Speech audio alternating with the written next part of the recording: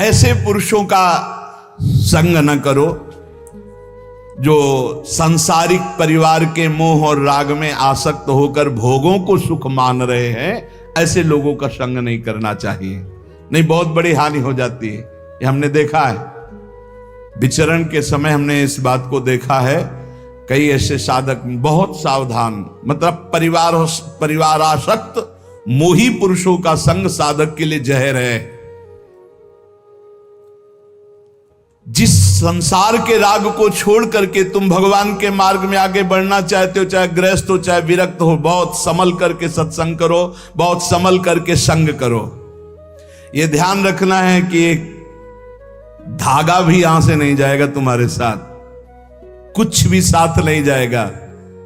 तुकाराम जी कह रहे हैं धन परिवार नाना प्रकार की भोग सामग्री मान प्रतिष्ठा, इससे जब मन हटता है तब वो सच्चा आनंद प्राप्त होता है। ये 2-4 माला जपे बोले अभी आनंद नहीं प्राप्त हो रहा।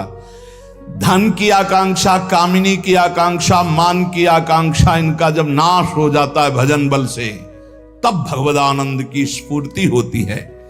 पर ये कुतर्की जन फिर भी उसका पिंड नहीं छोड़ते।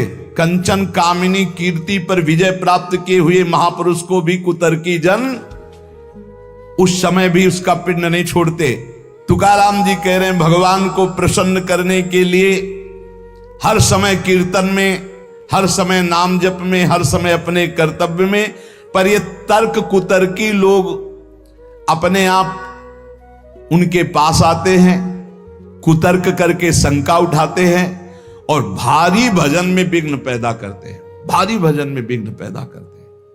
कुतर्की लोग तर्क वितर्क करके ये नाना प्रकार के शुष्क तर्क विवाद करने वाले अहंकारी लोग भजन का विरोध करते हैं। अरे कैसा कैसा कष्ट। एक जगह तुकाराम जी महाराज कीर्तन में मस्त, तो एक कीर्तन में आया करते थे, उनके मित्र नास्तिक थे। उनसे कहा एक बार आप तुकाराम जी के कीर्तन में चलिए और अगर आपको भगवदानंद ना आवे तो फिर आप जैसे भगवान की निंदा करते रहते हो, हम आपको कभी नहीं रोकेंगे, आप हमारे दोस्त तो एक बार चलो। जो ही गए तो तुकाराम जी की वो झांकी देखकर आंखों से अश्रु प्रवाह और नूपुरों की ध्वनि राम कृष्ण हरि राम कृष्ण, वो तो लौट गया चरणों में।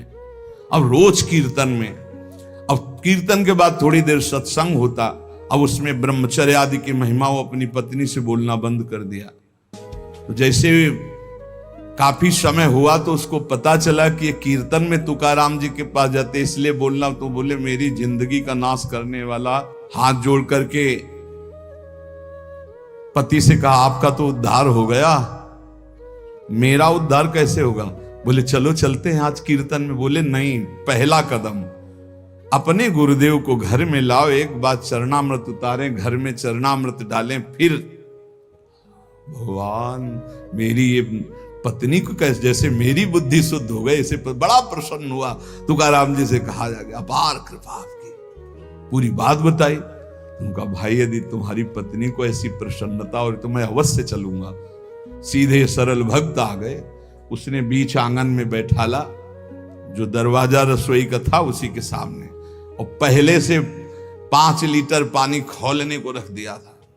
घंटों पानी खौल रहा है, उसमें डालती जा रही है। जब तुकाराम जी बैठ गए, आई सामने, प्रणाम किया, देखा ये वही है जिसने मेरे पति को बरगला दिया और जब से इसके पास गए आज तक मुझसे बात नहीं, आज मैं मजा चखाऊंगी। और बस कपड़ा से पकड़ भगोना लाई, ऊपर तुकाराम खौलता हुआ पानी, विठ्ठल विठ्ठल पांडुरंगा पांडुरंगा, सब छाले छाले पूरा शरीर, और गर्म पानी इतना। ऐसे थोड़ी संतों के जीवन में तुम्हें कैसे कैसे कष्ट बताए। जो भगवान का यश विस्तार करते हैं उनके लिए, जो अपने निंदा कांचे घर आसावे से जारी, प्रभु मैं किसी के पास नहीं जाता, निंदक मारने वाले वाचाल कुतर्की संशयी ये सब मेरे पास आते हैं और मुझे परेशान करते, मुझे कष्ट देते हैं, इसलिए मैं क्या करूं प्रभु, आपका भजन करूं या इनसे झगड़ा करूं? ये पाखंडी लोग मेरे पीछे पड़ गए विट्ठल, मैं उनसे क्या कहूं, मैं नहीं जानता ये छल कपट, ये लड़ाई झगड़ा। मैं तुम्हारे पांव पड़ता हूं, उनके भी पांव पड़ता हूं, मुझे भजन करने दो, इनसे दूर रखो। नको दुष्टो संग पड़े भजना मधि भंग, तुक निषेधिता मद न साहे सर्वथा। एका माध्या जी में बाद करूं कोणांसवे, तुझे वर्णुम गुण की है राखो दुष्ट जन। काय करूं एका मुखे सांगम महणे तुका। तुकाराम जी कह रहे हैं अगर दुष्ट पुरुष का संग दुष्ट करे तब तो निभ जाएगा, लेकिन दुष्ट का संग अगर साधु से करवाओगे तो भजन भंग हो जाएगा। नको दुष्ट संग पड़े भजना मदि भंग। प्रभु ये दुष्ट लोग मुझे नीचा दिखाना चाहते हैं। मुझे इस बात से कोई डर नहीं, पर मुझे सहा नहीं जाता जब ये भजन विरोधी बात करते हैं। मैं अपने को अकेला देख रहा हूं प्रभु, किस किस से वाद करूं। ये आपका गुण नहीं बखानते, ये दुष्ट जन आकर के आपकी अवहेलना करते। तुकाराम कहता है एक मुख है, किस किस को उत्तर दूं। इसलिए दुष्ट जनों का संग जब प्राप्त हो तो मौन ही सबसे उत्तम है, और भगवान को पुकारना, पुकार करके अलग रहना। और ये प्राप्त होगा जब आपका अच्छा भजन चलने लगेगा तो दुष्ट लोग पीछे लग जाएंगे। ये भगवान का ऐसा है। देखो जिसका भी उत्तम भजन हुआ उनके साथ ये घटना घटती है। उपासक को अनुपम आनंद की प्राप्ति एकांत लाभ से होती है, पर केवल एकांत में बैठे रहना एकांत लाभ नहीं है। एकांत लाभ का मतलब है समाधि। चाहे सबके बीच में बैठा भी हो, अपनी बुद्धि को परमात्मा में निरंतर लगाना। परमात्मा में लगाने के 4 रूप हैं, नाम धाम लीला रूप। जो नाम रूप लीला धाम है, इनमें सबसे सहज सरल नाम है, क्योंकि धाम भी सब कोई वास नहीं कर सकता। नाम जहां जो हो, जहां हो जो हो, बालक वृद्ध स्त्री पुरुष पढ़ा लिखा मूर्ख कोई भी हो, नाम जब सबको भगवत प्राप्ति करा देता है। गोस्वामी श्री तुलसीदास जी महाराज विनय पत्रिका में कह रहे हैं, बहुत जोर की बात है, कह रहे हैं कि नाम राम रावरोई हित मेरे, स्वार्थ परमारथ साथिन सो भुज उठाई कहो तेरे। नाम राम राव रोई हित मेरे। मैं हाथ उठा के कहता हूं, जो स्वार्थ के मार्ग में चलने वाले हैं या परमार्थ के मार्ग में चलने वाले हैं, या आप जितने भी मुझे अपना मानते हैं संगी साथी, मैं सबसे हाथ उठा के पुकार करके घोषणा करता हूं कि त्रिभुवन में केवल एक परम कल्याण करने वाला भगवान का नाम है। मेरी बात मान लो। गोस्वामी तुलसीदास जी, नाम चल रहा है, कहीं भी हो आपको भगवत प्राप्ति हो जाएगी। नाम चल रहा है, नाम। जननी जनक तजो जनमी, करम बिनु विधु ही सृजो अवडेरे। मोहू सो को कहत राम ही को, सो प्रसंग के ही केरे। देख लो मेरा भाग्य, जन्म लेते ही माता चली गई। बड़े महापुरुषों के साथ बड़ी घटनाएं घटती हैं। जन्म लेते ही माता चली गई। अभागी जानकर पिता ने कभी प्यार नहीं किया, त्याग कर दिया। जिस पुत्र के प्रकट होते मेरी अर्धांगिनी चली गई, मैं ऐसे पुत्र का मुंह भी नहीं देखना चाहता। तो माता ने तो शरीर त्याग के चली गई, पिता ने मुझे त्याग कर दिया। ब्रह्मा ने मुझे कुछ अभागा ही रचा है, गोस्वामी तुलसीदास जी कहते हैं। बड़ा बेढप मेरे भाग्य की रचना करी। जिसके दरवाजे में खड़े हो जाते टुकड़ा नहीं देता, भगा देता। जिस दासी ने पालन पोषण किया, कुछ दिन बाद वो भी पधार गई। सबको ये भ्रम हो गया कि तुलसीदास जी महाराज के लिए कि बड़ा भागा बालक है, जिसके दरवाजे पे खड़ा होगा कोई घटना घट जाएगी, कोई भोजन नहीं देता। बोले ब्रह्मा ने कुछ भाग्य ही ऐसा रचा था। अब जो मुझे समझ में आया कि मेरा जो भाग्य बदला वो राम नाम से, राम राम राम, पकड़ो बात को पकड़ो। अब तो कोई कोई कहता है कि तुलसी राम का है, अब अभाग्य मिट गया। बड़े बड़े बादशाह ताज उतार कर रखते हैं, जानते हुए सब क्यों हो रहा है? क्योंकि हमने राम नाम का आश्रय ले लिया। अब खूब राम राम राम राम जपता हूं, उसका परिणाम हुआ कि सब कोई सम्मान देता है, सब ताज उतार के रख रहे हैं, प्रणाम नमस्कार, दुनिया वाह वाह। क्यों? क्योंकि राम राम जपता हूं, राम का हूं, इसलिए। बात समझो। अगर पकड़ पाओ, कह रहे हाथ उठा के कह रहा हूं, जन्म से अभागा कहा गया, मां पधार गई, पिता त्याग दिया, संसार के लोग कहते अभागा है, लेकिन राम नाम का प्रताप ऐसा उदय हुआ। मोहू से को कहत राम ही को सो प्रसंग कह रे, उसी नाम के बल से लोग अब कहने लगे तुलसी तो राम का है। फिर ओ ललाट बिनु नाम उदर लगी, दुखो दुखित मोहि हेरे। आहा, जब मैं राम नाम का आश्रय नहीं लिए था, तब पेट भरने के लिए द्वार द्वार पर ललचा कर भूख से व्याकुल होकर खड़ा होता। उस समय मेरी दशा मुझे याद है कि अगर दुख देखे तो दुखी हो जाए, ऐसी मेरी दशा थी। बालक अवस्था, भूख से व्याकुल, दूसरे के दरवाजे पे खड़ा और धक्का मार के लोग भगा देते, अभागी है। फिर ओ ललाट बिनु नाम उदर लगी, दुखो दुखित मोहि हेरे। अब बोले नाम प्रसाद लहत रसाल फल, अब हो बबूर बहेरे। नाम राम राव रोई हित मेरे। जब नाम जब शुरू हुआ तो नाम की कृपा से क्या हुआ कि बबूल और बहेड़े के जो वृक्ष थे, अब उनमें आम लग गया। मान लो मेरा जीवन बबूल का पेड़ था, बहेड़े का पेड़ अपवित्र माना जाता है, लेकिन उसमें आम लग सकता है, लेकिन लग गया क्योंकि मेरा जीवन ऐसा था। आज परमानंद की बाढ़ आ रही। बोले वे किसके बल से? बोले राम राम राम, नाम के बल से आई। नाम प्रसाद लहत रसाल फल, रसाल माने आम का फल, अब हो बबूर बहेरे। पहले तो मैं कैसा था? बोले बबूल का पेड़, काटा ही उगेगा, दुख ही मिलेगा। जब नाम का जप शुरू किया तो उसी बबूल में रसाल लग गया, आम का फल, अर्थात महान आनंद। साधत साधु लोक परलोक ही, सुनि गुनि जतन घनेरे। तुलसी के अवलंब नाम को, एक गांठ कई फेरे। नाम राम राव रोई हित मेरे।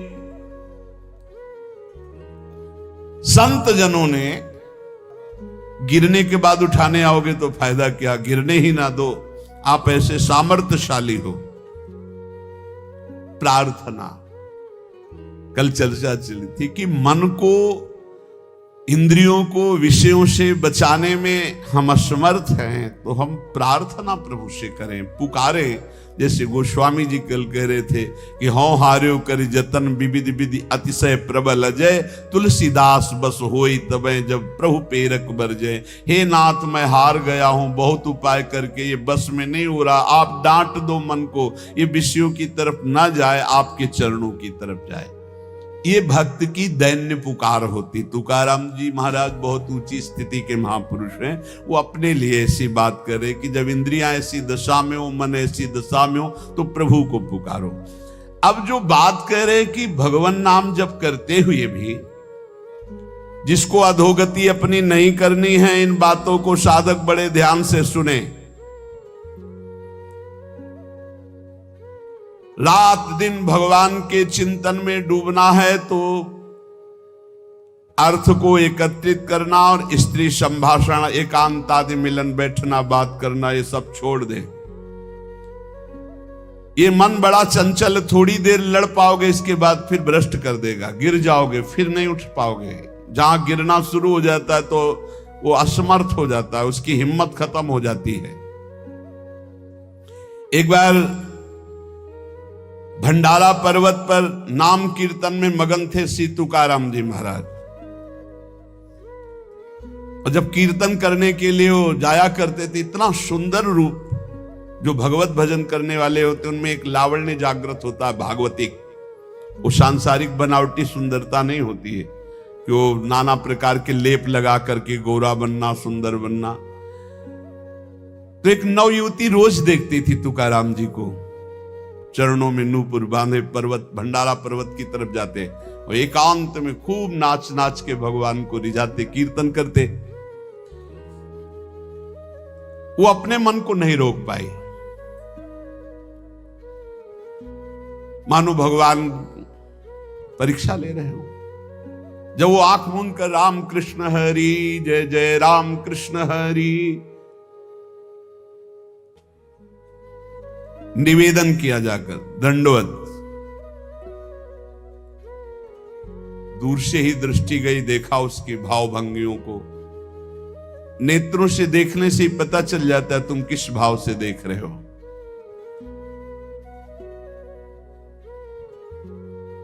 जे भी देखा, अंदर उनके जो भाव प्रकट हुए, इसी समय अभंग की रचना की। स्त्रियांचा तो संग ना को नारायणा, काष्ठाया पाषाणा मृत्यु केच्या, नाठवे हा देव ना घड़े भजन, लांचावले मन आवरेना। दृष्टि मुखे मरण इंद्रियांचे द्वारे, लावण्य ते खरे दुख मूलो, तुका मेहणे जरी अग्नि ज्वाला, साधु तरी पावे बांधुम संघटे हो। नारायण, ये कौन सी लीला? हम तो काठ और पत्थर की और मिट्टी की भी स्त्री का स्पर्श नहीं कर सकते, आपने तो साक्षात भेजा है, किसी और से बात नहीं कर रहे। मुझे पता है कि आप मेरे कीर्तन और यश पर ये प्रश्न खड़ा करना चाहते हो। पांडुरंगा, आप भी जानते हैं कि आपके भजन का बाधक स्वरूप क्या है। ये नेत्रों के कटाक्ष, ये मुख की मुस्कान, ये इंद्रियों का आकर्षण उन मरण धर्माओं को हो सकता है जो शरीरों पर आ सकता है, जो पांडुरंगा में आ सकते हैं उसके ऊपर कोई फर्क नहीं पड़ सकता। ये लावण्य का आकर्षण दुखों का मूल है। तुकाराम जी कहते हैं कि यदि एक तरफ स्त्री हो, एक तरफ आग हो, और साधु को कहा जाए किसका स्पर्श करोगे, तो आग का स्पर्श कर लेगा, आग में जलना स्वीकार कर लेगा, लेकिन पराई माता बहनों की तरफ गंदी दृष्टि, गंदी भावना नहीं। इसलिए हे पांडुरंगा बचाओ। तुकाराम जी सीधे भगवान से बात करे, पांडुरंगा ये क्या प्रश्न है? और उससे कहा, पराविया नारी रखुमाई समान, हे गेले नेमुन ठाइन चिंची। तुम तो हमारे पांडुरंगा की प्रिय रुक्मिणी माता के समान हो, रखुमाई समान। जैसे हम पांडुरंगा के पार्श्व में विराजमान रुक्मिणी माता को देखते, हे माता तुम तो वैसे हमारी दृष्टि में हो, तुम रुक्मिणी माता के समान हो। इसलिए तुम जाओ, तुम्हारी यहां कोई चेष्टा की चाल नहीं चलेगी। जानती हो हम कौन हैं? हम हरिदास हैं, हम प्रभु के दास हैं। तुम्हारे द्वारा हमारा पतन नहीं हो सकता। ऐसी बुरी चिंतन वृत्ति मत रखो। तुकाराम जी कहते हैं कि यदि उस स्त्री से कहा तुम्हें परपुरुष ही पसंद है तो बहुत संसार में है, यह तुम्हारी चाल चलने वाली नहीं। तुकाराम जी ने सीधे साष्टांग दंडवत किया कि आप हमारे लिए रुक्मिणी मां के समान हो, रखुमाई रुक्मिणी मां। और हाथ जोड़कर कहा विदा हो। यहां आपकी कोई चाल चलने वाली नहीं। परमार्थ का महावीर सुभट एकांत भंडारा पर्वत है, कोई वहां दूसरा नहीं। और नवयुवती सुंदरी आकर्षण कर रही, हृदय में कैसी भावना है कि जो विठ्ठल के पार्श्व में विराजमान रुक्मिणी माता, वो उनके समान आप हो और साष्टांग दंडवत। यह है भक्ति का चमत्कार। महाप्रभु चैतन्य देव अश्रु प्रवाह करते, हा कृष्ण हा कृष्ण। दो वैश्याएं आपस में देखी, बोले बहुत सुंदर सन्यासी है। कहा हमारी जैसियों से पाला नहीं पड़ोगा, इसलिए सन्यास ले लिया। बोले नहीं ऐसा तो नहीं दिखता। बोले अभी दिखाती हूं। नजदीक गई महाप्रभु तो से ही जो ही उन्होंने हाव भाव प्रकट किया तो रोते हुए प्रणाम करते हुए कहा, मां आप ऐसी करुणा करो कि मेरा हृदय जल रहा है, मुझे श्री कृष्ण मिल। और वो जो विलाप, अब उनका हृदय इतना व्यथित हो गया, उनके पावन शब्द चरणों में गिरी। बोले प्रभु मैं बहुत नीच पापनी हूं, मैं कोई पवित्र विचार से नहीं आई थी, मैं तो गंदे विचार से आई। वो वहां का प्रवेश ही नहीं इन शब्दों का। जैसे ठाकुर हरिदास जी के पास 3 दिन वैश्या, क्या प्रवेश, वही कृष्ण नाम की गूंज में उसको बदल दिया, वैश्या को बदल दिया, महाभागवत बना दिया। नाम न छूटने पावे तो नामी को वहां हर समय सुरक्षा करनी पड़ेगी, कभी भी दास में परास्त होने वाली बात नहीं आएगी। मनुष्य मात्र इच्छा से बंधा हुआ है, भगवत प्राप्ति की इच्छा कर लो तो सब इच्छाएं आपको कभी परास्त नहीं कर पाएंगी, नष्ट हो जाएंगी।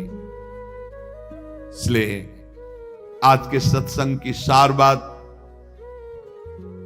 अपने इष्ट देव के अनन्य हो जाओ और नाम जप में ऐसी निष्ठा रखो कि भगवान से भी बढ़कर भगवान का नाम है। और ये 3 खाइयां हैं जिनसे बचना ही होगा, कंचन, कामनी, कीर्ति।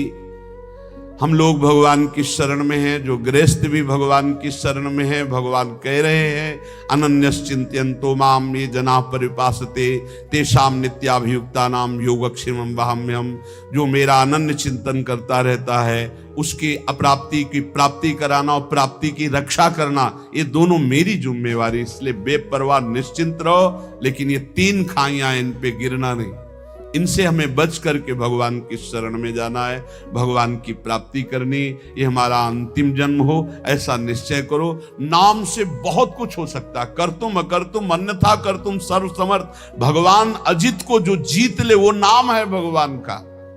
भगवान के भक्तों में इतनी सामर्थ्य कि भगवान बोल पड़े आम भक्त पराधीनो, वो नाम से ही, वो नाम से सामर्थ्य है। जिसके लिए भगवान कह रहे मैं अस्वतंत्र हूं, परम स्वतंत्र। भगवान अपने को अस्वतंत्र बता रहे हैं। जगत जिनके चरणों की वंदना करता हो करे हूं निज भक्तन को दास। भगत मेरे मुकुटमणि, वो केवल नाम के बल से खूब नाम जप करो, भगवद आश्रित रहो। और जहां कहीं ऐसी समस्या दिखाई दे कि आप हार रहे हो, वहां भगवान हरि को पुकारो, वहां प्रियाजू को पुकारो, आपको बल मिलेगा, आप वहां से निकल पाओगे। बड़े दलदल हैं कंचन, कामिनी, कीर्ति के, ये भगवान की कृपा से।